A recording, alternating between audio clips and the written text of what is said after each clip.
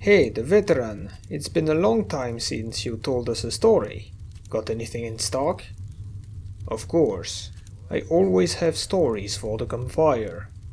Ready to hear the legend of the Molten Stalker? For sure, I'm listening. Well then, here goes. A long time ago, when the zone was much less populated than today, there was a lone stalker trying to work his way up the ladder. No one remembers how he was called back then, or even why he came to the zone in the first place. It seems he was just a regular folk, like most of us.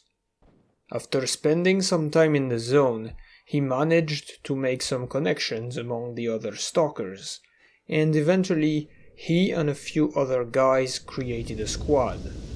They completed some missions together, and slowly they became friends, a rare thing in the zone. One day, the group decided to cross the area known as the Wild Territory. At first, everything was going great, but when they arrived in the middle of the location, they were suddenly ambushed by bandits. These bastards used to make their blockades even back in the day. You believe that? Only at the time they were doing it without the mercs. But that's another story. Anyway, our group of stalkers fell into the bandit trap, and they were all captured. Our protagonist was desperately looking for a way to escape. In vain. After they took all their loot, the bandits had a conversation on what to do next with the poor stalkers. Should they execute them right here? Or let them go, to spread fear among the loners? Suddenly, one of the thugs had an idea. He was the most evil and cruel piece of shit you can imagine, and he wanted to have some fun. What's funny to a guy like him, you might ask? Well, I'm gonna tell you. First, they stripped the stalkers of their protective suits, and then dragged them near the tunnel. You know, the one full of burner anomalies. Apparently, it was always a hot mess in here, even at that time. Then, they told one of the stalkers to cross the passage. If he was to make it to the other side, he would be free to go. Of course, without any of his equipment, such as bolts, detectors, and basic protection, it was suicide. The guy protested. He didn't want to get roasted alive. So, the bandits just shot him in the head where he stood, and pointed their weapons towards another stalker. "Your turn," said the devil man behind this ID, a giant grin on his face. The poor loner slowly stood up, shaking in fear, and started to walk in the direction of the anomaly. He did not make it far. After only a few meters, he stepped on one of the fire traps, triggering a large column of flames that instantly burned him. He didn't die just yet, however. Oh no, it was much worse than that. Engulfed by fire and pain, the stalker started screaming in pure agony, to the horror of his comrades watching, and to the absolute pleasure of the bandits. These fuckers waited a whole minute for the guy to finally stop shouting, and only then turned to the remaining stalkers. After that, the scene repeated again and again. Every time, the next guy made it a bit further into the tunnel, but in the end they all burned alive. One of them did try to run away, but he was quickly shot by the bandits. And during all this time, our protagonist, the unknown stalker, saw all of his friends perish in the most gruesome way. Finally, it was his turn. He was the last one. While the bandits were satisfied with the spectacle, they still wouldn't let him have it any different. So, the loner took a deep breath and started to walk towards the anomaly. He briefly looked at his first fallen comrade, or at least what remained of him, and continued. He had observed in detail the movements of all the men preceding, which meant he was at least going to reach as far as the final corpse. With concentration, the stalker advanced, step by step, ready for anything. He was already feeling intense heat all around him and was sweating heavily.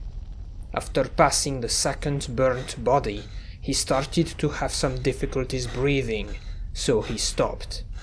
The bandits did not like that, and one of them shot a burst of bullets very close to our hero, forcing him to continue. And so he did, feeling even worse after each step. Finally, he made it to the middle of the passage, as far as any of them went. Now he had no idea where to walk, and worse, his skin was starting to melt because of the temperature. He had to act fast if he wanted to get out of here alive, but the pain prevented him from thinking straight. Growling and screaming, the loner stepped forward. Soon he was almost at the end of the tunnel, and the bandits were on the edge of their seats. Unfortunately for our man, the zone does not care about human life. As he was about to escape this hell, he got too close to one of the burners, and the flame burst out of the ground, burning all of his side. The stalker fell down, yelling to death, and the bandits cheered to this sight. After a moment like this, the wounded man was slowly losing consciousness, and the bandits quickly left the scene of their crime. But the loner was not dead yet.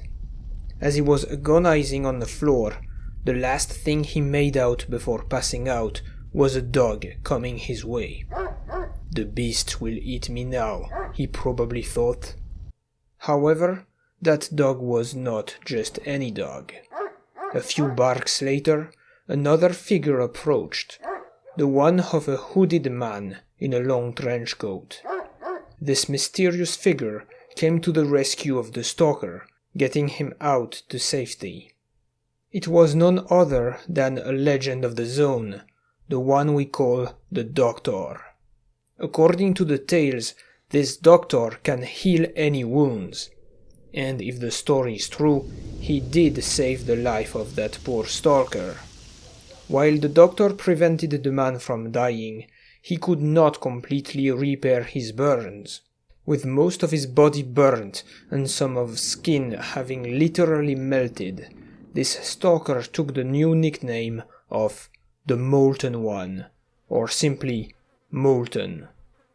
After he was saved by Doctor, Molten swore to find these bandits again, and to avenge his comrades as well as himself. The legend says that a few weeks later, he was seen entering the wild territory again, this time equipped with an exoskeleton specially modified to ease his constant pain. When he returned, the bandit blockade was gone. Believe it or not, this Molten guy took down the bandits all by himself. I don't know what he did to them exactly, but it's probably for the better. And now the Molten Stalker is said to be working in the most dangerous parts of the zone. He was recently seen near the Scorcher. I like to think that he is looking for a rare artifact that could repair his burnt body, but who knows? You'll never know until you meet him. That is, if the guy is actually real, of course.